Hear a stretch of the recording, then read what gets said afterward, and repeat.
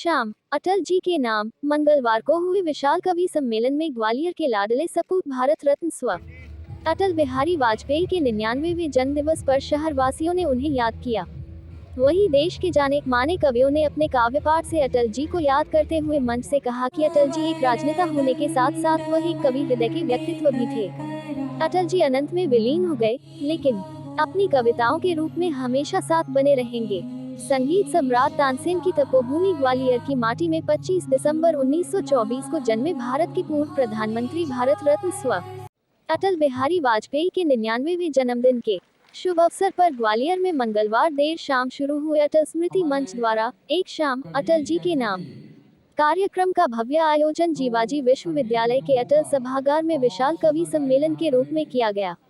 इस कवि सम्मेलन में देश के ख्यातिनाम कवि विष्णु सक्सेना, रमेश मुस्कान, अनामिका अंबर, अजहर इकबाल, मुमताज नसीम, जानी बैरागी जैसे कवियों ने अपने काव्य पाठ से लोगों को गुदगुदाया भी और देशभक्ति के काव्य पाठ कर श्रोताओं में तुर्के की सर्दी में जोश भर दिया। सोशल मीडिया के माध्यम से हम उनको देखते हैं और वो अद्भुत व्यक्तित्व उस समय हुआ करता था, लेकिन हम सब वंचित रह गए। उनको कभी आमना सामना मेरा भी नहीं हुआ।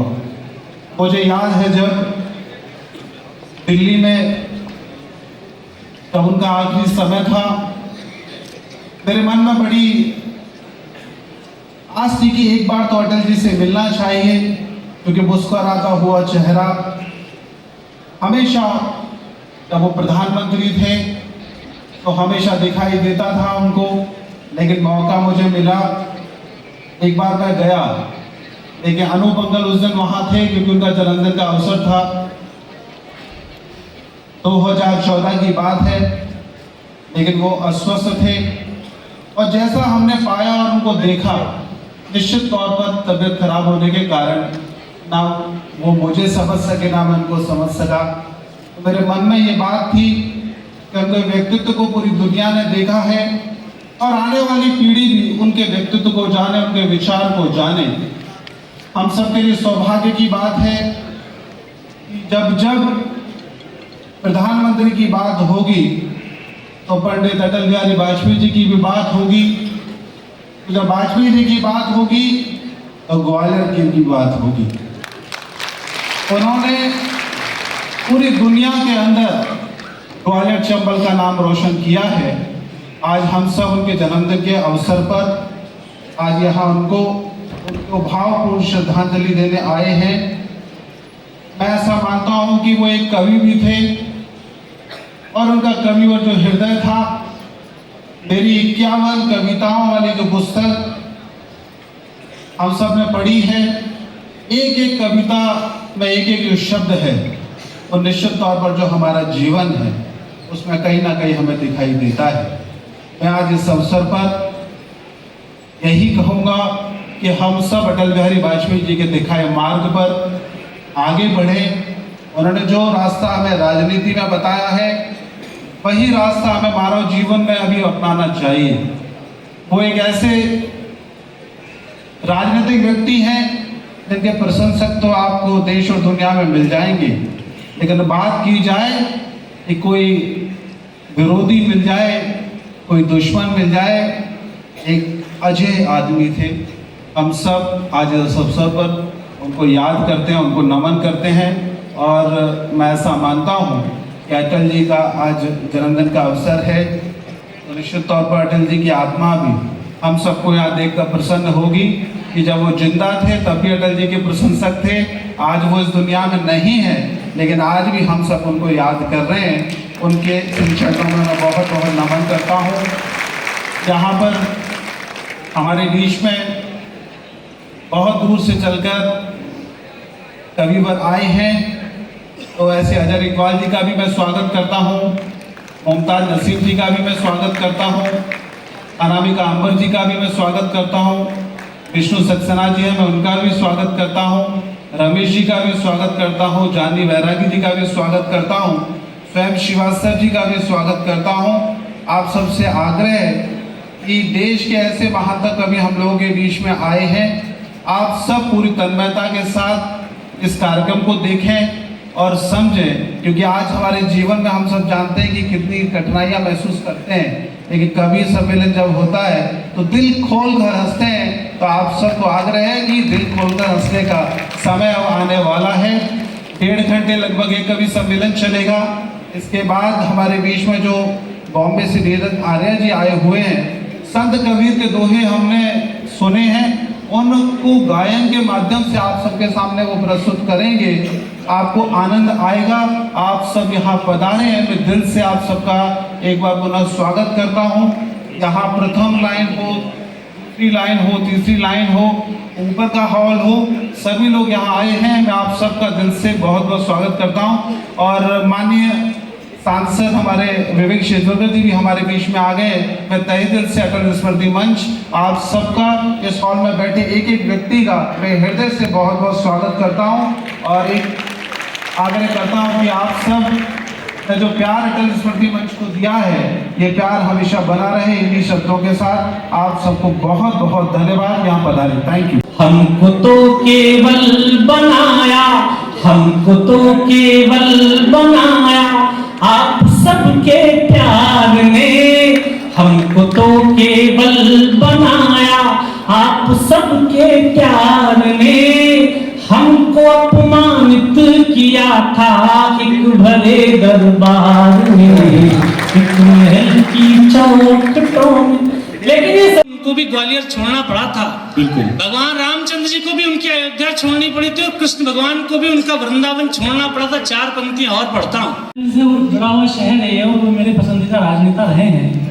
पहली बार मेरा ग्वालियर आना हुआ है, बहुत खुश हूँ। और आप सब बहुत सारे लोग यहाँ पर उपस्थित हैं, जैसे लग रहा है कि कोई बहुत बड़ा, जैसे जयपुर में सिनेमा हॉल है, खूब बड़ा, बालकनी के लोग हैं, नीचे वाले लोग हैं।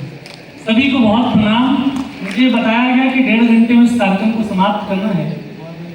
इसी गणित से मेरे इसमें 12-15 मिनट आए हैं। मैं पहला कवि हूँ तो मैं बहुत ज़्यादा आपका समय भी नहीं लूँगा, तो सीधे सीधे मुझे जो बातें आती हैं वो मैं अभी आपसे बीच में बातें करता हूँ।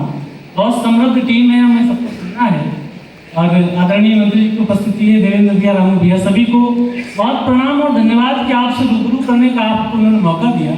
जिस रास्ते पे चल रहे उस पर है छल पड़े, कुछ देर के लिए मेरे माथे पे बल पड़े।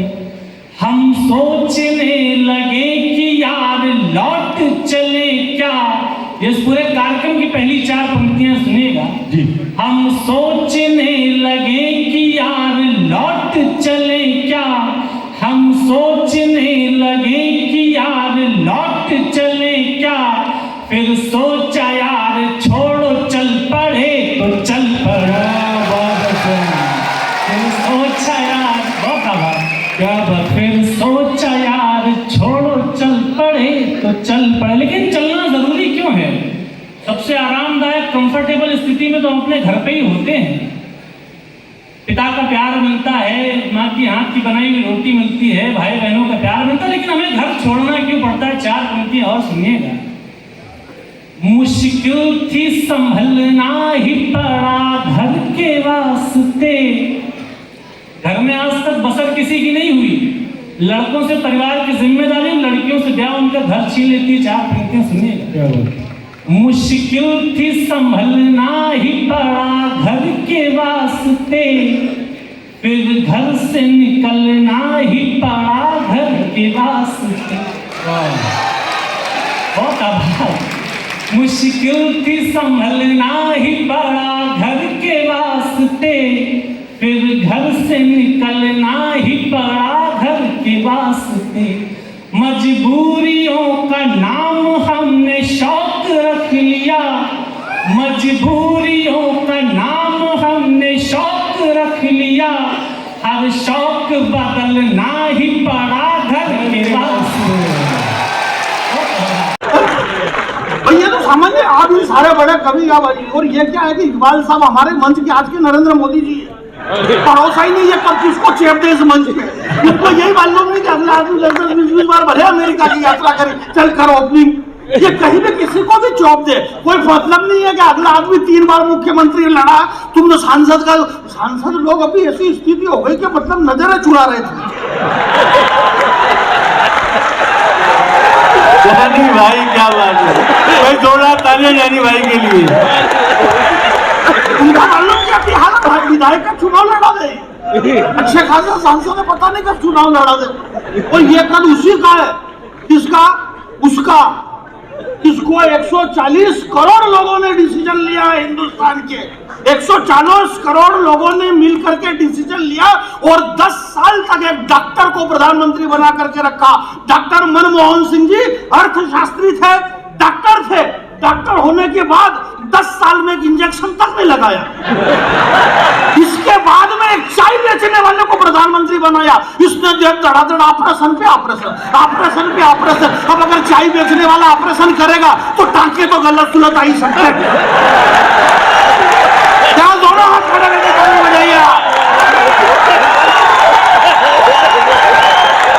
जोर जोर से भागे साइकिल हाथी पंजा मंजा, जोर जोर से ऊपर वाले भी साइकिल हाथी पंजा मंजा, जोर जोर से भागे।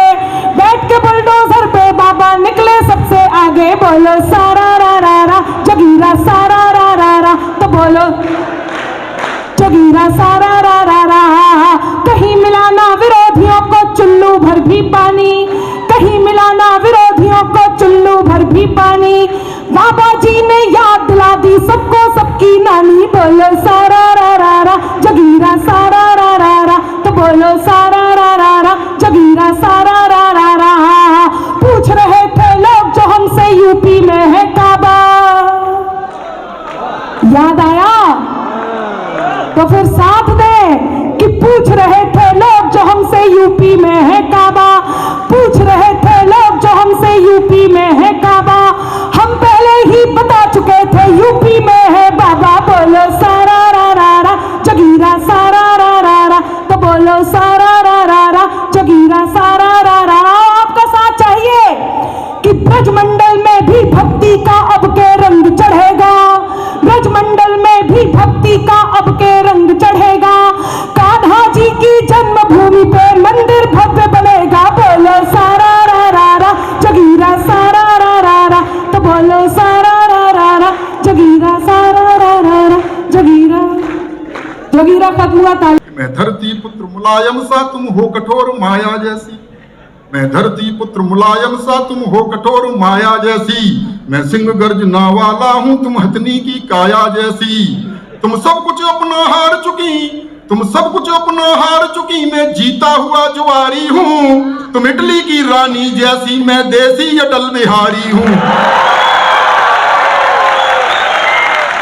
तो तुमको अपने जीवन की सरकार नहीं दे पाऊंगा, करना मुझको माफ, मैं तुमको प्यार नहीं दे पाऊंगा। बहुत बीजेपी के लोग बैठे होंगे, बीजेपी, अरे भैया यहाँ क्या बैठे, सब जगह वही बैठे।